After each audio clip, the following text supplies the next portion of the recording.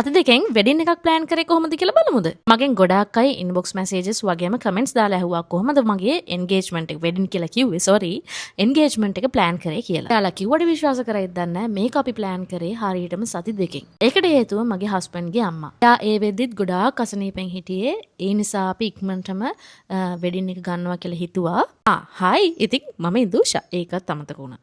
හැම දෙයක්ම අපිට ලස්සනට කරගන්න පුළුවන් උනේ පවිත්‍රාක්කයි දිනෙත් අයියයි නිසා. මේ වෙඩින් එකේ හැම දෙයක්ම arrange කරේ ඒ දෙන්නගේ අතින්මයි. ඉතින් මම ඒ දෙන්නව මතක් කරලා ඉන්නවා. දැන් අපි යන් කතාවට. හස්බන්ඩ්ගේ අම්මා අසනීපෙන් හිටපු නිසා එයා හිටියේම හොස්පිටල් එකේ. ඉතින් මං හැම වෙලාවෙම එයාව බලන්න ගියාම එයා මට කියපු කතාවක් තිබ්බා. අනේ දුවේ මට හරිම දුකයි මගේ පුතාගේ ලස්සන දවස් මට බලන්න බැරි වෙයි කියලා. පොඩි කාලේ ඉඳන් හරි ලස්සනට ගන්නලා ඉංජිනේර කෙනෙක් වෙනකම් උස්මහත් කරලා එතනින් එහාට එයාගේ ජීවිතේ ලස්සන දවස් මට මගේ හැරෙන එකට මං හරි දුකෙන් ඉන්නේ කියලා එයාගේ කටින්ම මගේ අත් දෙක අල්ලගෙන අඬපු දවස් ගොඩයි. ඉතින් ඒක නිසා තමයි අපි හදිසියෙම වෙඩින් එක arrange කරගත්තේ. ඉතින් ජනවාරි 17 තමයි අපි නැකත් බැලුවේ. නැකත් බැලුවට පස්සේ දවස් දෙකක් අපිට හම්බුණා. ජනවාරි 29යි මාර්තු 26ද කොහෙද. ඉදාම අපි පවිත්‍රාක්කයි දිනෙත් අයයි හම්බෙන්න ගියාම ඒ දෙන්න අපි දෙන්නට කිව්වේ පසුතැවීම් ජීවිතයට ඇති කරගන්න නැතුව ඉක්මන් දවසක් තෝරගෙන ඕක කරන්න කියලා. අපි දෙන්න ගොඩාක් බය වෙද්දි ඒ දෙන්න සම්පූර්ණ වගකීම අරගෙන මේ හැමදේම ප්ලෑන් කරා. මුලින්ම අපි කරේ ලොකේෂන් එකක් බලපු එක. මේ දැන් මං ඉන්නේ ගෝණපීනුවල විලා කුඹුරේකේ. දවස් 12ක් ඇතුළත ලොකේෂන් එකක් හොයාගන්න හරිම අමාරු වුණා. හැම තැනක්ම බුක් වෙලා තිබ්බේ. මොකද මේ නැකත් දවස් ඔක්කොම ජනවාරි 29 කියලා කියන්නේ ලොකුම ලොකු නැකත් දවසක්ලු. ඉතින් අපි දෙන්නගේ පිනකට මේ තැන අපිට ගන්න පුළුවන් වුණා. ඊළඟට ෆ්ලවර් අරේන්ජ්මන්ට්ස් ගැන කිව්වොත් අපි අපේ ෆ්ලවර් ඩෙකරේෂන්ස් බාර දුන්නේ චරිත් ෆ්ලෝරා එකට. ඒක තියෙන්නේ අලපලාවේ. අලපලාව හන්දියේ. ඒ කියන්නේ සංගමිත්ත ගාව චරිත් ෆ්ලෝරා එක. ඊළඟට අපි බැලුවේ මගේ ඩ්‍රෙස් එක. මගේ ඩ්‍රෙස් එක ගැන කියද්දි ඒක මහලා දෙන්නවත් කවුරුවත් කැමති වුණේ නැහැ. මොකද දවස් 12ක් වගේ පොඩි කාලයක් තියෙන්නේ. ඒ නිසා අපි රෙන්ට් කරනවා කියලා තීරණය කරා. මම TikTok එකේ සර්ච් කර ඉද්දි මට හම්බුණා Sephora Bridal කියලා කොළඹ page එකක්. ඉතින් ඒත් එක්කම මම දැක්ක යාළගේ මාතර outlet එකක් තියෙනවා. කොළඹ යන්න කලින් මාතර ළඟම තැන නිසා එතනට ගිහින් බලනවා කියලා හිතාගෙන අපි මාතරට ගියාට පස්සේ මේ දැන් ඇඳන් ඉන්න ෆ්‍රොක් එක මගේ දැක්ක ගමන්ම හිතට ඇල්ලුවා. මම ඉතින් ඒ ෆ්‍රොක් එක ඕඩර් කරගත්තා. බෙල් එකත් එයාලගෙම තමයි මම ඕඩර් කරගත්තේ. ඊළඟට හස්බන්ඩ්ගේ ඩ්‍රෙස් එක කරගත්තේ කාලේ කවුරුත් දන්න මායිටි ටේලර්ස් එකෙන්. ඒ අයියා හරිම ලස්සනට වැඩේ කරලා දුන්නා. මේ කලර් එක සිලෙක්ට් කරලා දුන්නෙත් ඒ අයියාමයි. අපි හිතුවේ නෑ හස්බන්ඩ්ගේ කලර් එකත් එක්ක මේ ඩ්‍රෙස් එකේ කලර් එක මැච් වෙයි කියලා. හැබැයි හරි ලස්සනට අපේ කලර් තීම් එක බේබි පින්ක් and white වලට මේක ලස්සනට මැච් වුණා. ඊට පස්සේ මගේ ඩ්‍රෙස් එක කරේ සැලොන් මොආනා එකෙන්. ඒ අක්කවත් මම මතක් කරනවා හරි ආදරෙන්. හරිම ලස්සනට මේකප් එක කරලා දුන්නා. මට ඕන වෙලා තිබ්බේ ෆේරි ටේල් වයිබ් එකෙන් අවුට්ඩෝර් ෆන්ක්ෂන් එකක් ගන්න. ඉතින් ඒ නිසා ඒකට ගැලපෙන්න වැඩේ ඉවර වෙනකම් හරි ලස්සන මේකප් එකක් දාලා දුන්නා. මගේ ෆේස් එක ඉතින් ඔයිලි නිසා පොඩ්ඩක් මූණෙන් ඔයිලි ගතියක් ආවේ. ඒක මේකප් එකේ අවුලක් නෙමෙයි. ඒක මගේ අවුලක්. ඊළඟට හස්බන්ඩ් ඩ්‍රෙස් කරේ සැලොන් 5 සීසන් එකෙන්. ඒක තියෙන්නේ ගාල්ලේ කුරුඳුවත්තේ.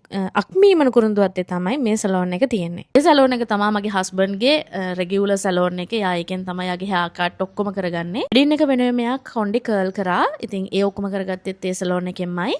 අපි මේ හැම දෙයකටම කලින් ගියා අපි දෙන්නගේ රින්ග්ස් ගැන බලන්න. අපි අපේ රින්ග්ස් ගත්තේ අමිල ගෝල්ඩ් හවුස් එකෙන් ගාල්ලේ තියෙන. ඕනම කෙනෙක්ට highly recommend කරනවා මං යාළුව. යාළගේ සර්විස් එක නම් නියමයි. හරිම විශ්වාසනීය විදිහට අපිට අපේ වැඩේ කරලා දුන්නා. එතකොට මගේ වෙඩින් එකේ වෙඩින් කේක්ස් කප් කේක්ස් තමයි මම ආපු ගෙස්ට්ලට යද්දි දෙන්න තීරණය කරේ. කප් කේක්ස් වගේම මගේ වෙඩින් කේක් එක හදලා දුන්නේ ඩීකැෆ් එකෙන්. highly recommend කරනවා. මොකද මම ඉල්ලපු විදිහටම මම හිතපු විදිහටම මට වැඩේ ලස්සනට කරලා දුන්නා. මට කප් කේක්ස් ඕනේ යුනිකෝර්න් වයිබ් එකෙන්. ඉතින් ඒ විදිහටම හරිම පර්ලි ගතියෙන් එයාලා ඒක හදලා දුන්නා. ඔයාලටත් ඕන නම් යාළුව කන්ටැක්ට් කරගන්න. ගේ ෆොටෝස් ටික ගත්තේ i50mm ෆොටෝග්‍රැෆි එකෙන්. අයියවයි අක්කවයි මම හරි ආදරෙන් මතක් කරනවා. හරි ලස්සනට වැඩේ කරලා දුන්නා. එයාලගේ පේජ් එකට ගියොත් ඔයාලට බලා ගන්න පුළුවන් මගේ ෆොටෝස් ටිකත් එයාලා පේජ් එකේ දාලා තියෙනවා. Pinterest vibe එකට මං ගාල්ල කළුවැල්ල nature flora එකෙන් mirror welcome board එකක් ඕඩර් කරගත්ත වෙනම ඒ mirror එකේ අපි දෙන්නගේ නම් දෙක wedding date එක ඊට පස්සේ welcome කියලා tagline එකක් එක්කම තියෙන welcome board එකක් හරිම ලස්සනයි. ඒකෙන් හරි aesthetic look එකක් ආවා මගේ ඔක්කොම decorations වලට. මම photo location එකක් වෙනමම ගත්තේ නැහැ. මොකද මං මෙයාලගේ photo location එකට හරිම කැමති වුණා. හරිම ලස්සනයි. වැඩි මහන්සියකුත් නැතුව එකම තැන ඉඳන් ඔක්කොම කරගන්න පුළුවන් වුණ නිසා මම මේ විලා කුඹුරේකේම photo location එක තමයි select කරගත්තේ. ෆ්ලවර් බොකේ එක ගැන කිව්වොත් ෆ්ලවර් බොකේ එක හදලා දුන්නේ පවිත්‍ර අක්කා. අපි ගිහිල්ලා ගාලා shops වලින් වෙනම flowers, leaves අපිට ඕන විදිහට හැමදේම අරගත්තා. අරගෙන මට ඕන විදිහට පවිත්‍රාක්කා ලස්සනට හදලා දුන්නා. මම හිතනවා මම දැනට කියන්න ඕන ඔක්කොම ටික කිව්වා කියලා. මොනවා හරි අමතකුණාද දන්නේ නැහැ. මගෙන් මේක ගැන රික්වෙස්ට් කරලා විස්තර අහලා ගොඩාක් කට්ටිය මැසේජ් දැම්ම දැන් ගොඩක් කල්. හැබැයි ඊට පස්සේ ගොඩක් ලොකු කරදර ටිකක් සිද්ධ වෙච්ච නිසා මට ඒක ගැන vlog එකක් දාන්න බැරි වුණා. අපි වෙඩින් එක ගත්තේ ජනවාරි 29. ඊළඟ date එක තිබ්බේ මාර්තු 26 ද කොහෙදනේ. හස්බන්ඩ්ගේ අම්මා හරියටම මාර්තු මාසේ 10 වෙනිදා නැති වුණා. පොඩ්ඩක් හිතලා බලන්නකෝ අපි මාර්තු වල වෙඩින් එක දාගෙන හිටියානම් හස්බන්ඩ්ගේ අම්මා අච්චර අඬ කියලා ඉල්ලපු දේ අපිට එයාගේ ඇස් දෙක ඉස්සරහා කරන්න බැරි වෙනවා. අපි දෙන ජීවිතේ ලැබපු ලොකුම ලොකු ජයග්‍රහණයක් තමයි ඒක. ඒකේ ස්තුතිය දෙන්න ඕන පවිත්‍රාක්කටයි දිනෙත් අයියටයි. අපි දෙන්නගේ ළඟින්ම ඉඳගෙන හැමදේම කරලා දීලා ඉක්මනින්ම මේ දේ කරන්න අපිට උදව් කරේ ඒ දෙන්න.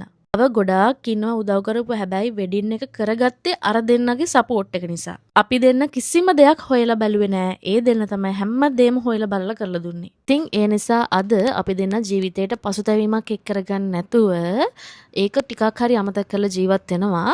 මොකද අම්මා අඬ කියපු ලොකුම ඉල්ලීම අපි දෙන්නට කරගන්න පුළුවන් වුණ නිසා. අන්න ඒකට තමයි කියන්නේ ජීවිතේ අපිට දෙයක් කරන්න තදින්ම හිතුනොත් අනිවාර්යෙන් ඒ දේ කරන්න. පසුතැවීම මැති කරගන්නේ නැතුව. මම හිතාගත්ත ලොකුම දෙයක් තමයි මේ ලෝකේ අපිට කරන්න බෑ කියලා දෙයක් නෑ කියලා කියන එක.